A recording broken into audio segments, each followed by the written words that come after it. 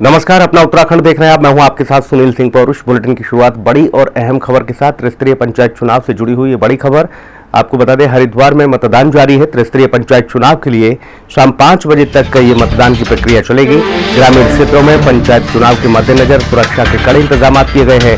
8,50,000 से ज्यादा मतदाता गाँव की सरकार चुनने के लिए तैयार है।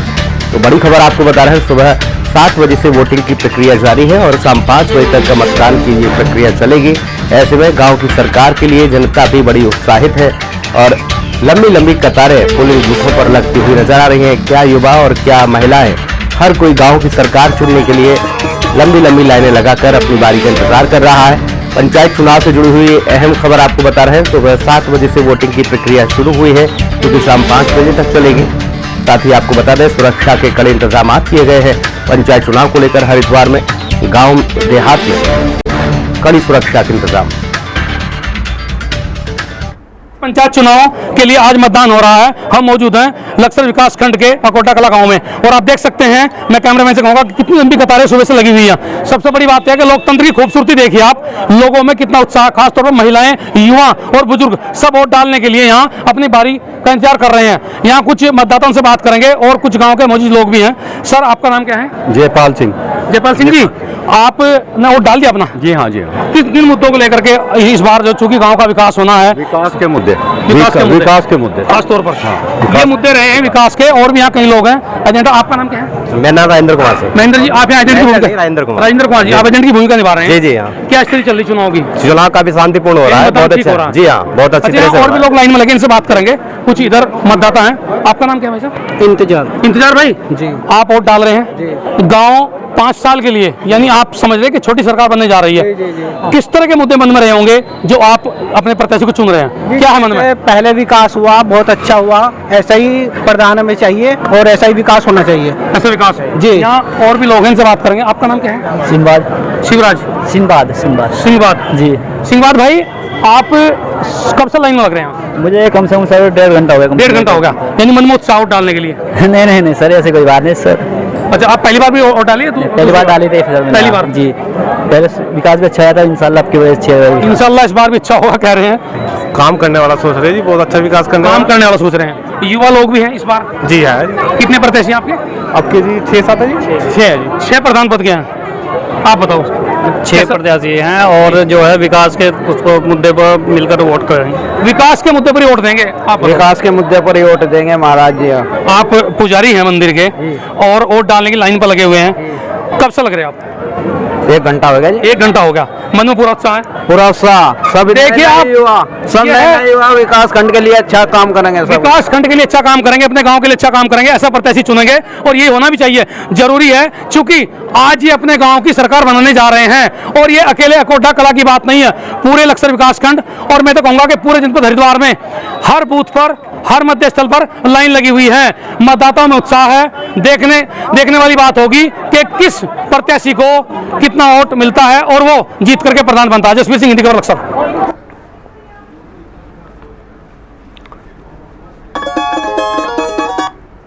और चलिए सीधा लिए चलेंगे, जसवीर हमारे सहयोगी जुड़े हुए हैं तमाम अपडेट के साथ। जसवीर, क्या कुछ अपडेट फिलहाल और उत्साह लोगों में बरकरार है अपनी गांव की सरकार चुनने के लिए? जी बिल्कुल सुनील, मैं आपको दिखाना चाहूंगा तस्वीरों के माध्यम से। मैं कानपुर विधानसभा के अंतिम गांव बालावाली, जो सबसे बड़ी पंचायत है, और एक महत्वपूर्ण बात मैं आपको दिखाऊंगा कि जितना उत्साह यहाँ मुझे नजर आया, यानी कि भीड़ इस कदर बढ़ी हुई है, लाइनें लगी हुई है। मैं आपको कैमरे से एक बार दिखाएं, कैमरामैन से देखो कितनी लंबी लाइन यहाँ पर लगी हुई है, जो अपनी बारी का इंतजार कर रहे हैं। हर मतदाता चाहता है कि अपने वोट का प्रयोग करे, सही प्रयोग करे। और इसमें न सिर्फ युवा है बल्कि बुजुर्ग लोग भी हैं। कुछ लोग तो थक कर बैठ गए लाइन में, लेकिन फिर भी कहीं ना कहीं उनका उत्साह कम नहीं हो रहा। और यहाँ महिलाएं हैं, युवती हैं, उन सब की कहीं ना कहीं होठों पर चमक है और आंखों में इस बात को लेकर के भी खुशी है कि भाई आज वो अपना जनप्रतिनिधि चुनने जा रहे हैं, जो 5 साल तक उनके लिए विकास कार्य करेगा। यहाँ कुछ प्रत्याशी भी हैं, कुछ लोगों से बात करेंगे। सर, आपका नाम क्या है? डॉक्टर तेजपाल सिंह। तेजपाल सिंह, आप कौन से पद के लिए चुनाव लड़ रहे हैं? बीडीसी के लिए लड़ रहा हूं। बीडीसी के लिए? कौन सी पंचायत से? ग्राम पंचायत रघुनाथपुर बालावाली। रघुनाथपुर और बालावाली। तो क्या लगता है इस बार, चूंकि आप भी जनता के बीच में गए और आज आपके भाग्य का फैसला जनता करेगी, यहाँ से किन मुद्दों का सामना अपना करना किया? ये ग्राम पंचायत के विकास के लिए है सर। खासकर क्या क्या मुद्दे रहे हैं? यहाँ पे शिक्षा है, पानी है, रास्ते हैं, सड़कें हैं, नालियां हैं, यही विकास की बात है। विकास के मुद्दे रहे हैं, खासकर एजुकेशन को लेकर के ज्यादा दबाव था। और भी यहाँ कहीं है, आप मतदान अधिकारी हैं? नहीं, वो पहचान। अच्छा, मैं भारतीय जनता पार्टी से चंद्रपुरी बांगर जो अपनी सीट है इसका संयोजक हूँ। अच्छा, नहीं, जिला पंचायत के आप जो मतलब बने एजेंट हैं? जी, जिला पंचायत का भारतीय जनता पार्टी समर्थित। क्या लगता है आपको इस बार कैसा रहा पहले चुनाव के मुकाबले? पहले चुनावों के मुकाबले लोगों में बहुत ज्यादा उत्साह है और सभी लोगों का भारतीय जनता पार्टी की सरकार में बनाने का जो है सहयोग है, लगातार अच्छा रुझान है। तो इसमें कोई सिंबल तो होता नहीं पार्टी का? तो समर्थित प्रत्याशी होता है ना, अपनी सरिता जी प्रत्याशी, ये बात कह रहे हैं। लेकिन मैं आपको तो ये देखना चाहूंगा कि कुछ यहाँ मतदाता लाइन में लगे, इनसे बात करेंगे। कुछ महिलाएं भी हैं। आपका नाम क्या है मैडम? जी लक्ष्मी नहीं। लक्ष्मी, हाँ जी। जी, आप वोट डालने के लिए आई, क्या मुद्दे रहे मन में इस बार? क्या सोच के, किस तरह का मन है कि भाई कैसा प्रत्याशी चुनेंगे आप? बस जी जो हमारे मन की बात है पूरी हो जाए और क्या है। अपने मन की बात जो पूरी हो जाए, इनके जो विकास कार्य कराएगा। हाँ, यहाँ और भी लोग हैं, उनसे बात करेंगे। कुछ यहाँ युवतियों से बात करेंगे। पूरी, आपका नाम क्या है? सीमा सैनी। सीमा सैनी। सीमा, आप युवा भी हैं और पहली बार मतदान कर रहे हैं? हाँ जी, पहली बार है मेरा। कितना उत्साह मन में है? जी बहुत ज्यादा, क्योंकि मेरा पहला वोट है ना। पहला वोट है आपका इस बार। अच्छा, जो प्रत्याशी आपके यहाँ खड़े हैं उनमें से क्या लगता है कि विकास कार्य को लेकर के आप वोट डाल रहे हैं? क्या मन में है आपके, चूंकि आप युवा भी? हाँ जी, विकास ही कार्य करेंगे जी, जब जीतेंगे तो करेंगे। लेकिन कुछ करते भी यार, कुछ नहीं करते। कुछ नहीं करते हैं। हाँ। तो आप कैसा प्रत्याशी चुनने जा रहे हैं जो विकास कार्य करेगा? जी मैं तो अपना ही का ही चुन रही, बाला वाले का जी। मतलब जो विकास कार्य करेगा। हाँ जी। तो ये आपने सुना। और यहाँ और भी देखा, आपने काफी लाइन लगी हुई है, लेकिन कुछ ऐसे मतदाता भी हैं जो पहली बार मतदान कर रहे हैं और कुछ लोग कई बार मतदान कर चुके हैं। उनसे बात करेंगे। आपका नाम क्या है? सुनील कुमार। सुनील भाई जी। आप कौन सी पंचायत से हैं? डुबनपुरा। डुमनपुरी से। अच्छा, यहाँ पर जो लाइन लगी कितनी देर से आप खड़े इसमें? 2 घंटे हो गई। 2 घंटे हो गए हैं और इतनी कड़ी धूप में भी आप उत्साह मन में बरकरार है। जी। कैसा प्रत्याशी चुन रहे हैं इस बार? क्या है मन में, मूड क्या है? मूड अच्छा ही। अच्छा, जी। किस तरह का अच्छा है? यानी कि क्या, कौन से विकास कार्य ऐसे हैं जो गांव में रह गए या आपके मन में कि भाई हमारा ये चुन कर जाएगा तो करेगा? रवि पाल। अच्छा, जो मतलब आपको जिला पंचायत के लिए। और प्रधान मोनू है गांव से। अच्छा, विकास कार्य कराएंगे।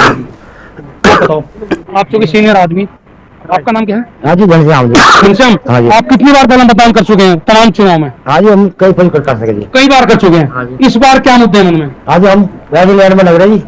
सुबह से लग रहे हैं? सुबह से लगे हम धूम में खड़े जी। 2 मकड़े हाँ जी। और डाल कर जाएंगे। हाँ जी, और लग रहे हैं। प्रधान पद के जिला पंचायत के लिए और बीडीसी और पंचायत सदस्य, हाँ। चार जगह आपको, हाँ जी। हाँ 4 प्रत्याशी आपको चुनने हैं। हाँ, चुन लीजिए। अपने मन के। हाँ ठीक है जी। तो आपने देखा सुनील, ज्यादातर जो मतदाता हैं उनके मन में एक ही जी। बात है अधिकांश कि भाई शिक्षा, चिकित्सा, रास्ते, नालियां, इन सब का विकास जरूरी है और ऐसे ही प्रत्याशी हो। जसवीर, ये जो मूल सुविधाएं हैं अब तक लोगों को नहीं मुहैया हो पा रही हैं, चाहे वो रास्ते की बात हो या नालियों की बात हो, गांव में सफाई की बात हो, लेकिन सबसे महत्वपूर्ण ये है कि गांव में जो सरकार की योजनाएं हैं उनका भी लाभ लोगों को नहीं मिल पाता है। फिर चाहे वो कोटेदार राशन डीलर की बात हो, वो भी ठीक से वहां पर लोगों को चीजें मुहैया नहीं करा पाते हैं, या फिर बुजुर्गों को पेंशन की बात हो, विकलांगों को पेंशन की बात हो, दिव्यांगों को पेंशन की बात हो, ये तमाम सारी चीजें हैं जिनको लेकर लोगों के जहन में आता है कि कम से कम गांव का प्रधान, उनका जो मसीहा बनेगा, वो कम से कम इस तरह का व्यक्ति हो। तो लोगों से जानिए, जरा समझिए कि क्या क्या मूल विषय हैं सड़क, बिजली, पानी के अलावा। जी जी, कुछ और लोगों से बात करते हैं बिजली पानी के अलावा भी। जैसे कि आपके क्षेत्र में राशन कार्ड की समस्याएं हैं और खासकर जो योजनाएं, विकास की योजनाएं सरकार लागू करती है, कई बार आप लोगों को पता भी नहीं होता है भाई, पेंशन से लेकर के या फिर राशन का मामला या फिर आपके आवास का मामला है और कुछ ऐसी योजनाएं जिनका कन्याधन योजना है, वो सब मुद्दे आपके मन में रहे होंगे आज। हाँ जी। हाँ जी। तो ऐसा प्रदेश चुनेंगे जो काम करे? हाँ, काम करेंगे, ऐसे चलेंगे। ऐसे चुनेंगे। आप बताओ। ऐसे चुनेंगे जी। अच्छा, आप बताओ। आप? हाँ जी, ऐसे चुन रहे। अच्छा, कुछ यहाँ युवा और भी इनसे बात करें, कुछ पढ़े लिखे लड़के हैं इनसे। आपका नाम क्या है? जोनी। आप तो स्टूडेंट रहे होंगे जी। अच्छा, जिस तरह से देखो नालियां, सड़कें, बिजली, ये सब तो पहले से चले आ रहे मुद्दे, खासकर जो ऐसे कई योजनाएं हैं, कल्याणकारी योजना जो युवाओं के लिए भी होती है, वो चाहे एजुकेशन संबंधित हो या फिर और भी, तो उसे लेकर के क्या है मन में आपका, कैसा प्रत्याशी आप चुन रहे हैं? जी, हम तो जी बढ़िया सदस्य चाह रहा जो हमारा काम करवा सके, जो तमाम योजनाओं को लागू करा सके। जी। सुनिए, अधिकांश मतदाताओं के मन में ये बात है भी है और कई मतदाता चूंकि सही तरीके से खुलकर यहाँ बोल पाते, चूंकि यहाँ सभी के एजेंट होते हैं, प्रत्याशी होते हैं, तो वो कहीं ना कहीं ये बात जरूर कह रहे हैं कि साहब हमें ऐसा प्रत्याशी चाहिए जो गांव में 5 साल तक तमाम विकास कार्यों को कराने के साथ ही उनके सुख दुख में उनके साथ खड़ा रहे और वो अपने वादे पर खड़ा उतरे। बहुत शुक्रिया जसवीर, आपका तमाम महत्वपूर्ण जानकारी के लिए। नजर बना के रखिएगा, आगे भी आपसे अपडेट लेंगे। और चलिए अब बात करेंगे शारदीय नवरात्रों की। जी हां, आज से शुरू हुए हैं शारदीय नवरात्रे और 9 दिन तक ये पर्व चलेगा। साथ ही नवरात्रि के अवसर पर मंदिरों में भक्तों की भारी भीड़ देखने को मिल रही है। श्रद्धालु जमकर पहुंच रहे हैं और दर्शन कर रहे हैं माता रानी के। शारदीय नवरात्रि में मां दुर्गा की पूजा होती है, 9 रूपों की उपासना की जाती है। साथ ही नवरात्रि के पहले दिन की जाती है मां शैलपुत्री की उपासना। शारदीय नवरात्रि को देखते हुए सुरक्षा के कड़े इंतजाम भी किए गए हैं। उत्तर प्रदेश, उत्तराखंड के साथ साथ देश भर में शारदीय नवरात्रि की धूम देखने को मिल रही है। मंदिरों में सुबह से ही भक्तों का तांता लगा हुआ है। माता रानी के दरबार सज चुके हैं। शैलपुत्री की आज उपासना की जाती है। माता के 9 रूपों की उपासना 9 दिन होती है और ऐसे में जो लोग व्रत रखते हैं वह माता रानी को विशेष तौर पर मनाने के लिए अपने घर में उनके प्राण प्रतिष्ठा भी करते हैं। और ऐसे में आपको बता दें कि मंदिरों में भी भक्तों की भारी भीड़ देखने को मिल रही है। बाजार सज चुके हैं माता रानी के पूजा सामग्री को लेकर। इसके अलावा मंदिरों में भक्तों का तांता लगा हुआ है। अलग अलग तस्वीरें हम आप तक पहुंचा रहे हैं। देखिए कैसे लोग लंबी लंबी कतार लगाकर माता रानी के दर्शन के लिए इंतजार में लगे हुए हैं।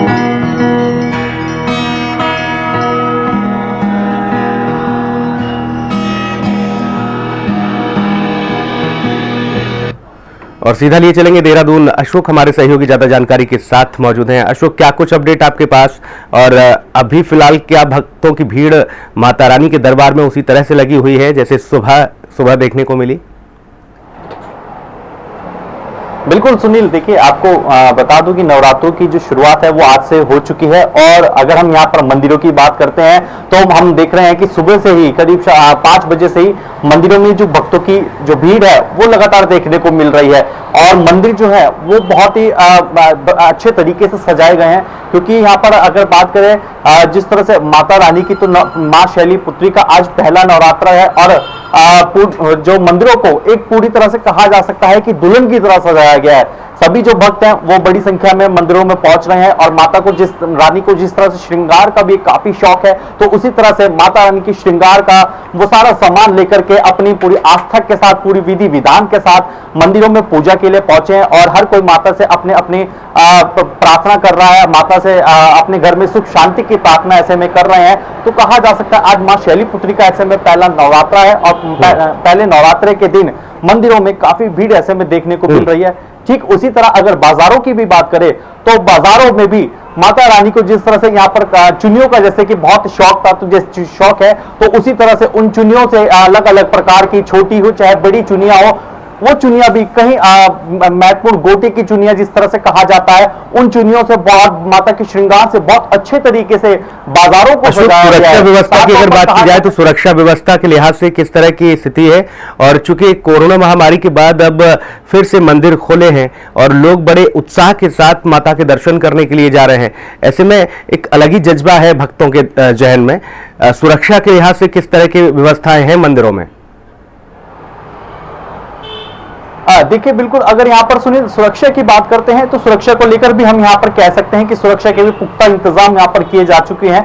लेकिन अगर यहाँ पर लोगों की भी बात करें तो लोगों में भी अपने आप में एक जागरूक जो है लोग देखने को जरूर मिल रहे हैं, क्योंकि पूरे 2 साल बाद जिस तरह से आपने भी कहा है कि हमने भी देखा है कि कोरोना महामारी रही है और मंदिर जिस तरह से नहीं खुले थे और मंदिरों में पूजा अर्चना आराधना नहीं हो सकी, और अब जब 2 साल बाद ऐसे में जब मंदिर खुले थे तो उसके बाद से भक्तों की जो भीड़ है वो फिर से मंदिरों में देखने को मिली। और अब कहीं ना कहीं पूरे एक मैनेजमेंट के साथ भी जो लोग हैं वहां पर मंदिरों में पहुंचे और लंबी कतारों में लगे हुए हैं, और एक जो डिस्टेंस कहीं ना कहीं और जो मेंटेनेंस जो मेंटेन करके रखना होता है उस चीज को भी काफी मेंटेन किया गया है। खुद मंदिर का खुद का जो मैनेजमेंट है वो भी इस बात को बहुत महत्वपूर्ण तरीके से इस बात को ध्यान में रख रहा है कि ताकि किसी भी तरह से जो मैनेजमेंट है वो खराब ना हो सके, क्योंकि सुबह ही से 5 बजे से ही मंदिरों में जो भक्तों की भीड़ है वो लगातार देखने को मिल रही है। और अभी बिल्कुल जाहिर तौर पर अशोक, भक्तों के जहन में उत्साह है और माता रानी की आज शैलपुत्री के रूप में आज उपासना की जा रही है। ऐसे में भक्त माता रानी के दर्शन करने के लिए मंदिरों में पहुंच रहे। बने रहिएगा अशोक, अगली खबर का रुख करेंगे देहरादून से। आपको बता दें मुख्यमंत्री धामी करेंगे आज नंदा गौरा योजना पोर्टल का उद्घाटन। जी हां, नंदा गौरा योजना के लाभार्थियों को राशि का डिजिटल हस्तांतरण करेंगे मुख्यमंत्री। दोपहर 12 बजे निर्माण विभाग की समीक्षा बैठक भी करेंगे सीएम धामी। तो बड़ी खबर आपको बता रहे हैं, नंदा गौरा योजना के पोर्टल का आज शुभारंभ होगा। दोपहर 12 बजे निर्माण विभाग की अगर बात की जाए तो समीक्षा बैठक होगी। इसके अलावा मुख्यमंत्री धामी आज करेंगे नंदा गौरा योजना पोर्टल का शुभारंभ, उद्घाटन होगा। और ऐसे में आपको बता दें, इससे बड़ा लाभ मिलेगा लाभार्थियों को। लाभार्थियों को राशि का डिजिटल हस्तांतरण करेंगे मुख्यमंत्री। नंदा गौरा योजना के तहत लोगों को लाभ देने की मुख्यमंत्री की ये बड़ी पहल। तो आपको बता दें कि मुख्यमंत्री पुष्कर सिंह धामी दोपहर 12 बजे निर्माण विभाग की बैठक भी करेंगे। साथ ही नंदा गौरा पोर्टल इस योजना का उद्घाटन भी आज मुख्यमंत्री करने जा रहे हैं। और लाभार्थियों को आपको बता दें कि डिजिटल हस्तांतरण करेंगे मुख्यमंत्री। अशोक हमारे सहयोगी लगातार बने हुए हैं। अशोक, क्या कुछ अपडेट? आज नंदा गौरा पोर्टल योजना का शुभारंभ होने जा रहा है, इस बीच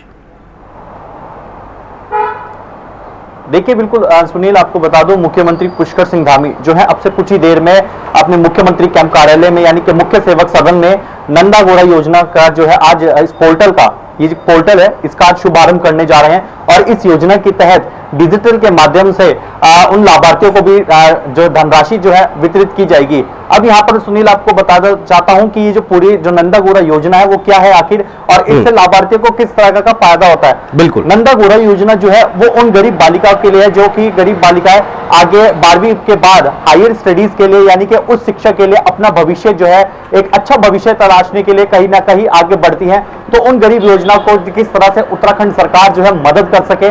और साथ ही साथ आपको बता दूं ये जो योजना है जनवरी 2018 में उत्तराखंड में लाई गई थी, जिसके बाद से अब जो कक्षा 12वीं की जो गरीब कन्याएं हैं वो पास हो चुकी हैं, 12वीं पास जिन्होंने कर लिया। उसके बाद आज इस योजना के तहत मुख्यमंत्री पुष्कर सिंह धामी जो है इस योजना के माध्यम से डिजिटल के माध्यम से उनको धनराशि वितरित करी जाएगी। और सूत्रों से मिली जानकारी के मुताबिक इस योजना के तहत करीब 51,000 रुपए की वो धनराशि होगी जो कि उन गरीब जो कन्या है इस योजना के तहत उनको मिलेगी। और इसी के साथ साथ 12 बजे के आसपास जो है मुख्यमंत्री पुष्कर सिंह धामी की अध्यक्षता में लोक निर्माण विभाग की बैठक होनी है। और ये बैठक भी बहुत ही महत्वपूर्ण बताई जा रही है।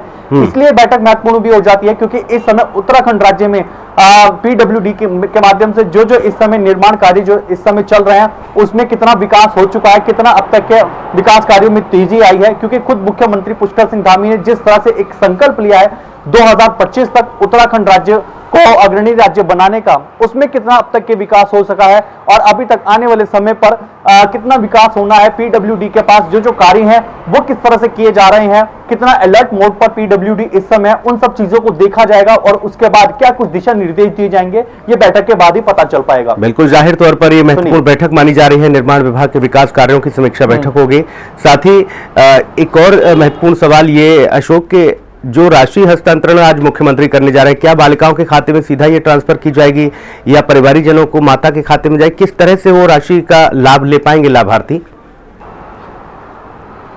देखिए बिल्कुल सुनील, आपको बता दूं कि अब तक जो जानकारी मिल पाई है ये जो राशि जो ट्रांसफर की जाएगी वो डिजिटल के माध्यम से होगी। हालांकि जब ये अब से थोड़ी ही देर में जब नंदा गौरा पोर्टल का जब शुभारंभ मुख्यमंत्री पुष्कर सिंह धामी द्वारा किया जाएगा उसके बाद पूरी विस्तार में एक जानकारी भी इनके द्वारा प्राप्त होगी। लेकिन क्या कुछ रहेगा, 51,000 रुपए की धनराशि जो सूत्रों के हवाले से पता चला है कि जो धनराशि होगी ये धनराशि जब वितरित की जाएगी डिजिटल के माध्यम से कितनी धनराशि होगी और किस तरह से जो बालिका है, जो गरीब कन्या है, उनको किस तरह से इसका लाभ मिलेगा आने वाले समय पर। क्योंकि अब 12th पास कर चुकी हैं, उसके बाद हायर स्टडीज के लिए उनको आगे जाना है, अपना एक जो महत्वपूर्ण भविष्य जो सपना उन्होंने देखा है उस सपने को किस तरह से साकार करना है। और उत्तराखंड सरकार जो खुद मुख्यमंत्री पुष्कर सिंह धामी ने जो संकल्प लिया है उनके भविष्य को लेकर के भी कहा जाए तो उसको किस तरह से उनके लिए आर्थिक मदद करनी है वो सभी चीजों को ध्यान में भी रखना है। तो आगे जब ये कार्यक्रम यानी ये माना जा रहा है कि डिजिटल तरीके से ये राशि जो है बालिकाओं के खाते में, लाभार्थियों के खाते में पहुंचेगी। बने रहिएगा अशोक, तमाम महत्वपूर्ण जानकारी आपने दी। अगली खबर का रुख करेंगे देहरादून से। ही बड़ी खबर आपको बता दें, मुख्यमंत्री पुष्कर सिंह धामी ने प्रदेश में कानून और व्यवस्था से संबंधित घटनाओं को गंभीरता से लेने के निर्देश दिए हैं। जिलाधिकारियों को ये निर्देश दिए गए हैं। उन्होंने निर्देश देते हुए कहा है कि कानून और व्यवस्था से संबंधित घटना, चाहे वह राजस्व क्षेत्र की हो या फिर पुलिस क्षेत्र की, जिससे भी कोई सूचना होती है उसे तुरंत गंभीरता से लेकर उसके समाधान के लिए तुरंत कार्रवाई सुनिश्चित की जाए। अशोक हमारे सहयोगी बने हुए हैं तमाम जानकारी के साथ। अशोक, अंकिता हत्याकांड के बाद से सीधे तौर पर सरकार तो गंभीर है ही, लेकिन अधिकारियों को भी कड़े दिशा निर्देश जारी किए गए हैं। कहीं से कोई भी जानकारी आती है, सबसे पहले उस मामले में एक्शन लिया जाए। बिल्कुल ही निश्चित तौर पर सुनील कहा भी जा सकता है, क्योंकि अगर यहाँ हम अंकिता भंडारी मामले की अगर यहाँ पर बात करें तो इसको लेकर के अगर हम देखें लोगों में आक्रोश काफी देखने को मिल रहा है। और ये सिर्फ आक्रोश ना सिर्फ देहरादून में, बल्कि देहरादून से अन्य राज्यों में भी, दिल्ली तक में कहा जा सकता है इस पूरे आक्रोश का ये आक्रोश लोगों द्वारा ऐसे में देखने को मिल रहा है। खुद अगर हम यहाँ पर बात करें अगर उनके परिवार वालों की भी, तो परिवार वालों की हालत भी आज यहाँ पर पूरी तरह से कहा जा सकता है कि बेसुध है, क्योंकि जिस परिवार वालों ने अपनों को खोया है उस दुख को उनसे बेहतर और कोई नहीं समझ सकता। वहीं अगर अब कानून व्यवस्था की बात करें तो अगर हम यहां पर ओपोजिशन पार्टीज की सबसे पहले बात करते हैं तो ओपोजिशन पार्टीज यानी कि विपक्षी दल लगातार कानून व्यवस्था को लेकर के सवाल खड़े करता हुआ आ रहा है। और कल इसी को ध्यान में रखते हुए मुख्यमंत्री पुष्कर सिंह धामी ने कानून व्यवस्था को लेकर के बैठक दी है और साफ तौर पर दिशा निर्देश दिए गए हैं कि किसी भी तरह से कोई भी लापरवाही ना बरती जाए।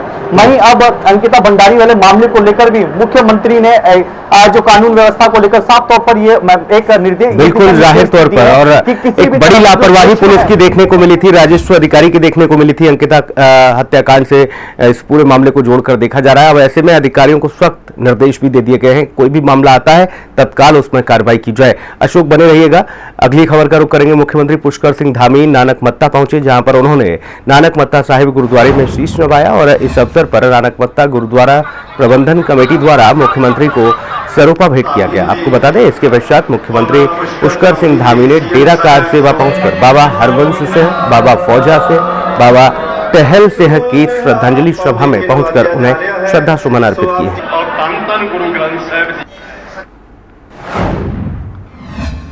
देहरादून के सहसपुर में नदी पर बने टापू पर फंस गए हैं लोग। जी हां, ये बड़ी खबर आपको बता दें, सहसपुर नदी का जलस्तर बढ़ने से नदी में ही टापू बन गया और ऐसे में वहां लोग फंस गए हैं। एसडीआरएफ ने सूचना के बाद मौके पर पहुंचकर लोगों की जान बचाई है। एसडीआरएफ के बचाव दल ने 5 लोगों को राफ्ट की मदद से यहां रेस्क्यू किया, उन्हें बचाया गया।